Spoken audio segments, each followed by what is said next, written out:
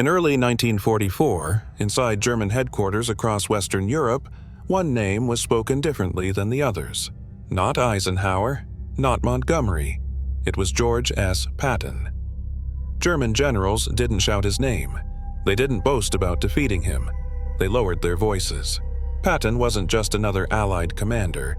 He was unpredictable, and that terrified them. While most Allied generals followed careful plans and rigid timelines, Patton moved like a storm. He attacked before defenses were complete, advanced when logic said to pause, and exploited hesitation with ruthless speed. German intelligence reports began to show a pattern. Where Patton appeared, front lines collapsed faster than expected. Supply depots vanished overnight. Entire defensive plans became useless within days. One German staff officer reportedly remarked, "This man does not fight like the others. He fights like the war itself is chasing him." What disturbed German commanders most wasn't Patton's firepower. It was his tempo. He moved so fast that German units often received orders after Patton had already bypassed them. And, worse still, Patton didn't care about appearing reckless, because his recklessness worked. As the Allies prepared for the invasion of Western Europe, German High Command debated one critical question: where would Patton strike? They believed that if they could stop Patton, they could slow the entire Allied advance. But this belief would soon turn into their greatest mistake. Because while German generals were trying to predict Patton's next move, Patton was already planning something that would make prediction impossible. And when the moment finally came, when German generals realized the truth, they would understand something chilling. Patton wasn't just attacking Germany. He was outrunning their ability to respond. By mid-1944, German headquarters in France no longer felt like command centers. They felt like waiting rooms. Every few hours, new reports arrived, and each one sounded worse than the last. American armored columns were advancing faster than expected. Entire German units were being bypassed, not destroyed, simply left behind, irrelevant and confused. At the center of nearly every alarming report was the same name: George S. Patton. German generals began noticing something deeply unsettling.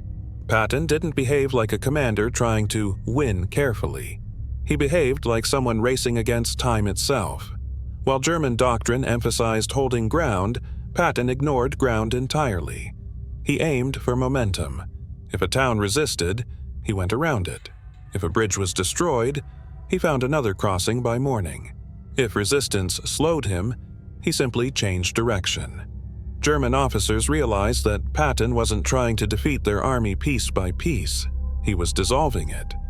Field commanders sent desperate messages upward. Enemy armor is not where we expected. Our flanks no longer exist. Orders arrive too late to matter. Inside one headquarters, a senior German general stood over a map covered in red arrows. Each arrow represented Patton's movements, and none of them followed logic. The room fell silent. Someone finally said what everyone was thinking: "We are not fighting an army. We are reacting to a force that refuses to slow down." What frightened them most was not Patton's aggression, but his confidence. He advanced as if he knew the Germans couldn't stop him, as if hesitation itself was his greatest weapon. German High Command tried issuing stricter defensive orders. Hold this line, defend this city, delay at all costs. But Patton didn't care about lines.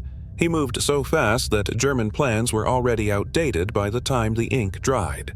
That was the moment many German generals began to understand the truth. You cannot defend against a man who refuses to fight the war you prepared for. And Patton was just getting started. By late summer of 1944, the German High Command was no longer asking where Patton would strike next. They were asking how long they could survive him. Inside underground headquarters, maps were changed constantly. Red arrows were erased, redrawn, then erased again. Every attempt to predict Patton's path collapsed within hours.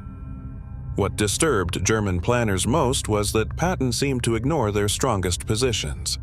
Instead of attacking where defenses were thickest, he flowed around them, striking supply hubs, road junctions, and rear areas that were supposed to be safe.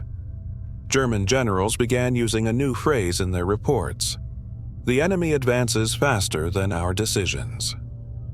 Entire armored formations were ordered to counterattack Patton's spearheads. The idea was simple: hit him hard, force him to slow down, make him fight on German terms. It failed. By the time German units reached their assigned positions, Patton's forces had already moved on, sometimes dozens of miles ahead. One officer admitted during a briefing, "We are chasing a shadow that leaves wreckage behind it." The psychological impact was devastating. Field commanders stopped trusting their own maps.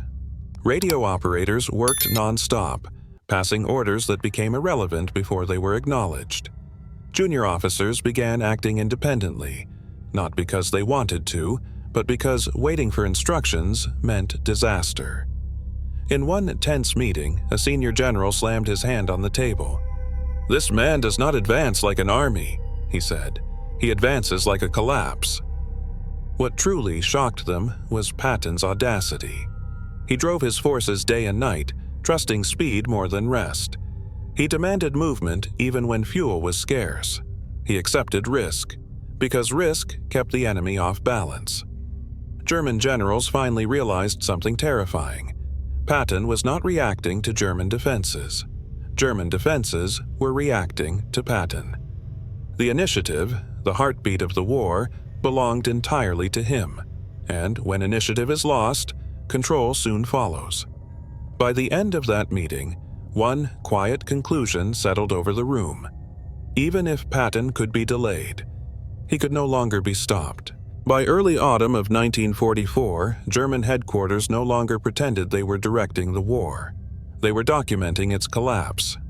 Maps still covered the tables, but no one trusted them anymore. Reports arrived faster than they could be read. Each one confirmed the same truth from a different angle. Wherever George S. Patton advanced, German command structures simply dissolved. Not destroyed, not defeated in neat battles. Dissolved. Patton's forces didn't just break through the front, they erased the idea of a front altogether. German units found themselves surrounded without ever realizing when it happened. Supply lines vanished. Reserves arrived to find the war had already moved past them. Inside one final high-level briefing, silence dominated the room. No shouting, no arguments, no bold promises, just tired men staring at a map that no longer represented reality. One senior general finally spoke, his voice calm but hollow. "We prepare defenses, he ignores them.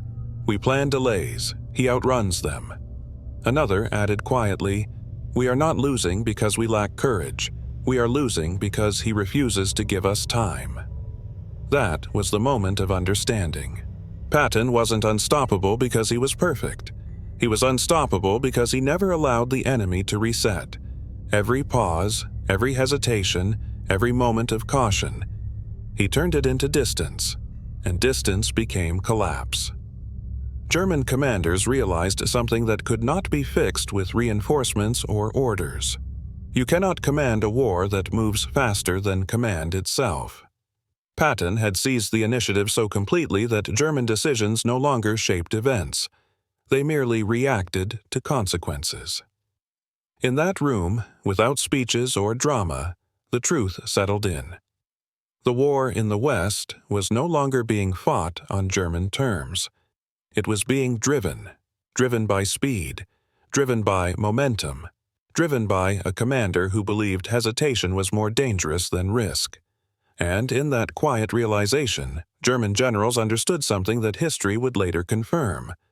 Patton had not just broken their lines, he had broken their ability to stop the war from moving forward.